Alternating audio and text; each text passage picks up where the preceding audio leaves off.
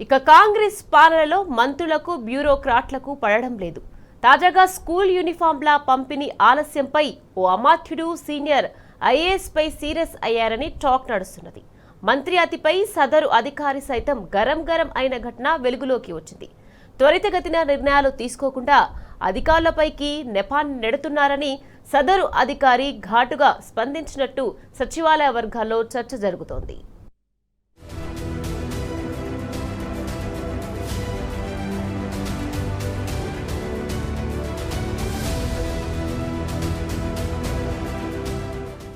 మంత్రుల దురుసు ప్రవర్తనపై సీనియర్ ఐఏఎస్లు రుసరుసలాడుతున్నారు.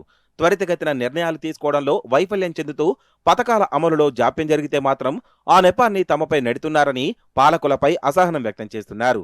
స్కూల్ యూనిఫామ్ల సరఫరాపై ఈ మధ్య జరిగిన సంక్షేమ శాఖల మంత్రుల సమావేశంలో ఒక స్పెషల్ చీఫ్ సెక్రటరీకి మరో మంత్రికి తీవ్ర స్థాయిలో వాగ్వాదం జరిగినట్టు వినికిడి. సదరు మంత్రికి ఘాటుగా సమాధానం చెప్పిన ఆ ప్రత్యేక ప్రధాన కార్యదర్శి తన పేషీలోని కింది స్థాయి అధికారులపై కస్సుబుస్సులాడడంతో అసలు విషయం బయటకు పొక్కింది.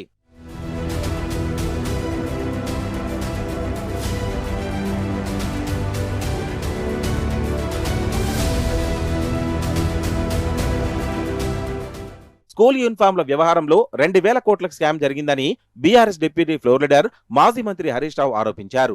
దీనిపై స్పందిస్తూ సంక్షేమ శాఖల మంత్రులు హుటాహుటిన సమావేశమయ్యారు. ఈ భేటీలో స్వశక్తి సంఘాల వ్యవహారాలు చూస్తున్న ఒక మహిళా మంత్రి కూడా పాల్గొన్నారు. ముఖ్యమంత్రి కార్యాలయంలో సంక్షేమ పథకాల వ్యవహారాలు చూస్తున్న ఒక స్పెషల్ సీఎస్, ఇతర వెల్ఫేర్ శాఖల సెక్రటరీలు సైతం ఈ సమీక్షకు హాజరయ్యారు. ఆ సందర్భంలో స్కూల్ యూనిఫామ్ల పంపిణీలో జరుగుతున్న జాప్యంపై ఒకరిద్దరు మంత్రులు అధికారులను మందలించే ప్రయత్నం చేశారు. బ్యూరోక్రాట్ల నిర్లక్ష్య ధోరణి వల్లే ప్రభుత్వం ప్రజల్లో చులకనవుతోందని 4 మంత్రులు ఒక మంత్రి సూత్రీకరించే ప్రయత్నం చేసినట్టు తెలిసిందే. ఆ క్రమంలో సదరు మంత్రి స్పెషల్ చీఫ్ సెక్రటరీపై గట్టిగా అరిచినట్టు వినికిడే. సదరు అధికారి పనితీరు బాగాలేదు, పాఠశాలలు ప్రారంభమైన తొలి రోజే విద్యార్థులకు యూనిఫామ్లు, ఇతర సరంజామా అందించేలా మాటిచ్చాం, ఇప్పుడు మాట తప్పాల్సి వచ్చిందని సంక్షేమ శాఖల్లో ఒక శాఖ మంత్రి కాస్త దురుసుగా వ్యాఖ్యానించినట్లు సమాచారం.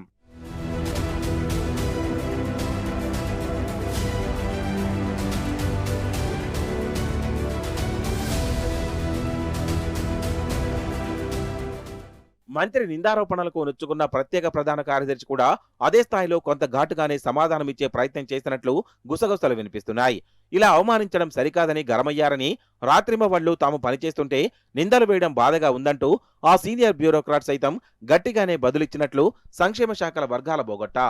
ఇదిలా ఉంటే స్కూల్ పిల్లలకు ఇచ్చే యూనిఫామ్లకు సంబంధించి 675 కోట్ల కాంట్రాక్టుల్లో 60% మఫత్తాల్ కంపెనీకి అప్పగిస్తే మరో 40% బాధ్యతను రాష్ట్ర ప్రభుత్వ రంగ సంస్థ టెస్కోకు కట్టబెట్టారు. ఈ 2 సంస్థల నుంచి బట్టల తాన్లను మహిళా స్వశక్తి సంఘాలకు చేరాల్సి ఉంది.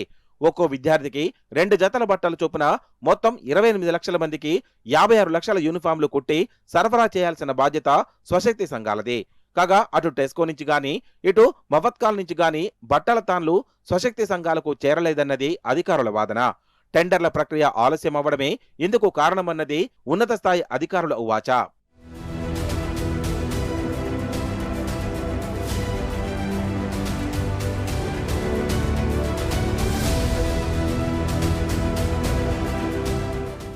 ఎప్పుడో జనవరిలో జరగాల్సిన స్కూల్ యూనిఫామ్ల టెండర్ల తంతు విద్యా సంవత్సరం మరో నెల రోజుల్లో ప్రారంభమవుతున్న తరుణంలో, అంటే మే 15 నాటికి మొదలైందని అధికారులు మంత్రులకు తెలిపినట్టు వినికిడే.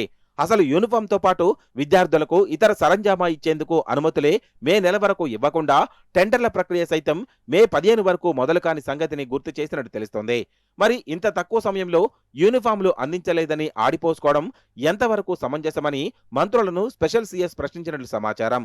విధానపరమైన నిర్ణయాలు వేగంగా తీసుకోవాల్సింది పాలకులు, ఆ పని చేయడంలో విఫలమై నెపాన్ని తమ మీదకు నెట్టి ఒత్తిడి పెంచడం సరికాదని సదరు సీనియర్ ఐఏఎస్ చిటపటలాడినట్లు తెలుస్తోంది. మరోవైపు టెస్కోకు లాస్ట్ అకాడమిక్ ఇయర్ కు సంబంధించిన బకాయిలు 180 కోట్లు పెండింగ్ లో ఉన్నాయట. యూనిఫామ్ సరఫరాలో ఆలస్యానికి ఇది కూడా ఒక కారణమన్నది విశ్వసనీయ వర్గాల బోగట్టా.